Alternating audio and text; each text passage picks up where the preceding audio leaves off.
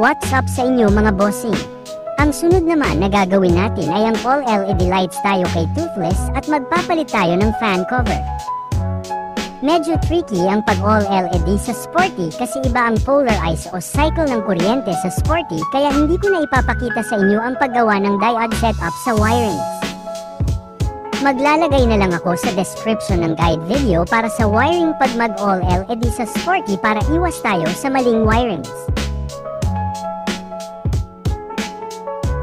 Ito nga pala yung diode setup na ginawa ko para sa mga LED lights.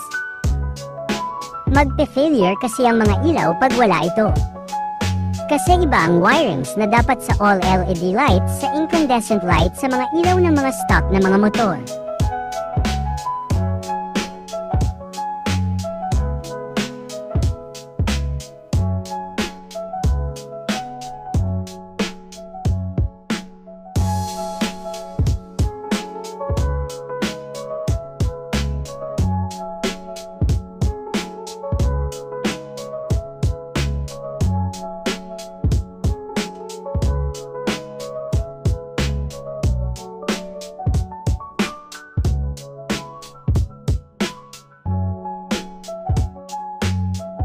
Mag-i-install nga pala tayo ng dual contact signal light sa harap ni Toothless at ilalagay ko na din sa description kung paano mag-install nito.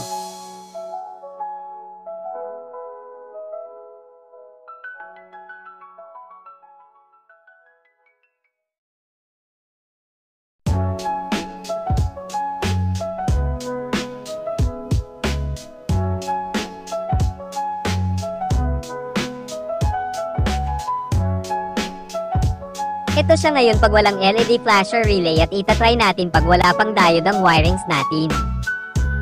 As you can see, hindi siya sumusunod sa left and right signal natin at kung minsan magha-hazard pa siya ng ilaw kahit wala naman hazard sa pindutan natin.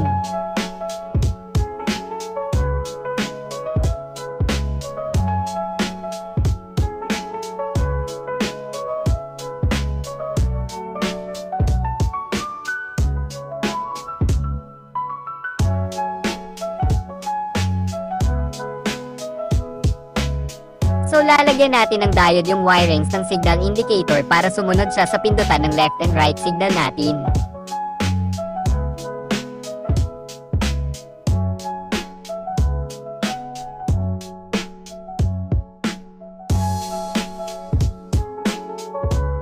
Sinubukan kong tanggalin yung ilaw sa signal indicator natin kung susunod na ba siya. Pero sumasabay naman yung park light. Try natin palitan yung flasher relay na pang LED lights na relay.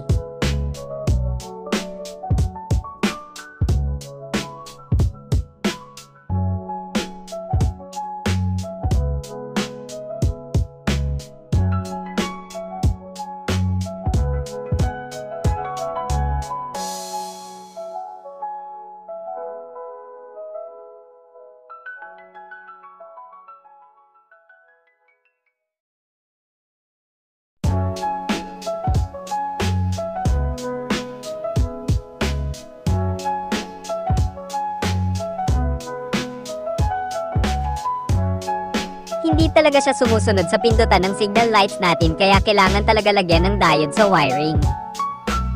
Hindi ko na pinakita yung full installation kasi medyo tricky siya. Mas okay pa panoodin nyo na lang yung mga video na nilagay ko sa description para iwas tayo sa maling install ng wirings pag mag full LED lights tayo sa Sporty o Salty.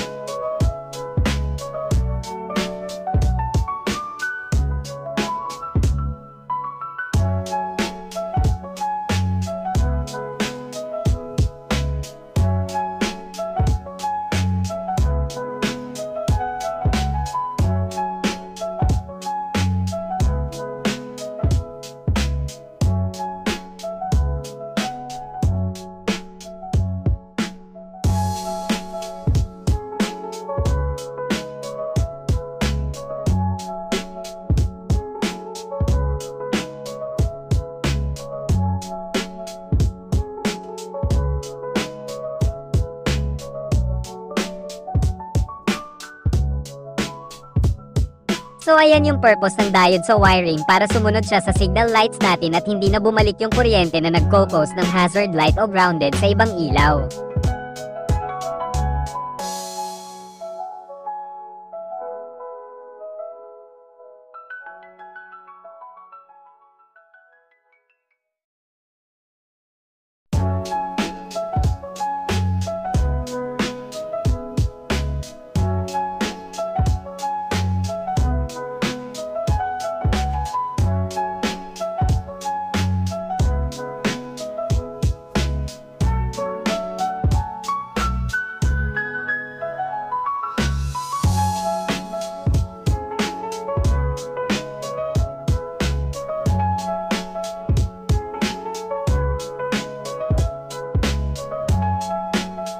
Ito ding taillight natin pag pinalitan ng LED na ilaw. Kailangan din ng diode sa wiring para sumunod din siya.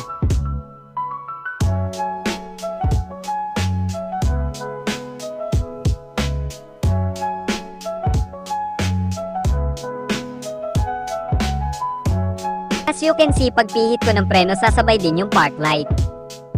Kaya lalagyan din natin ng diode yung wirings ng taillight para sumunod din.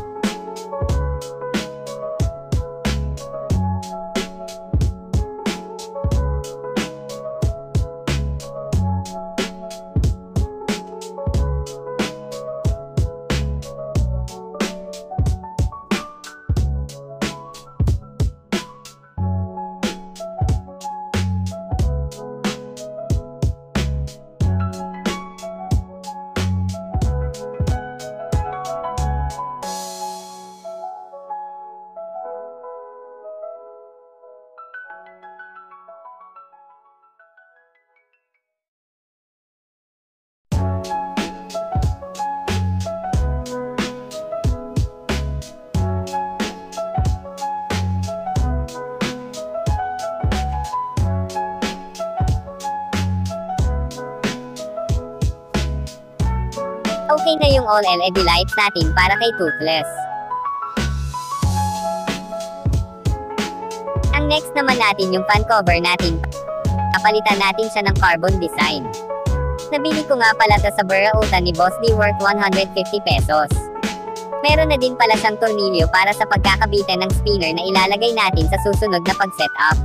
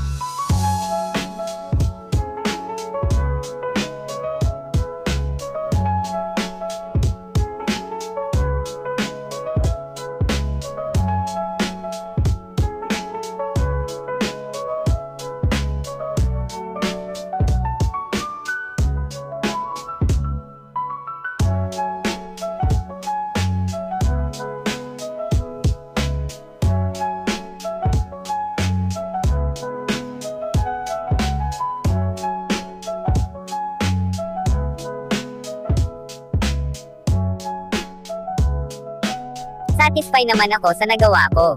Kulang pa talaga ng spinner. Sa next video natin maglalagay tayo ng spinner at magpapatabas tayo ng upuan.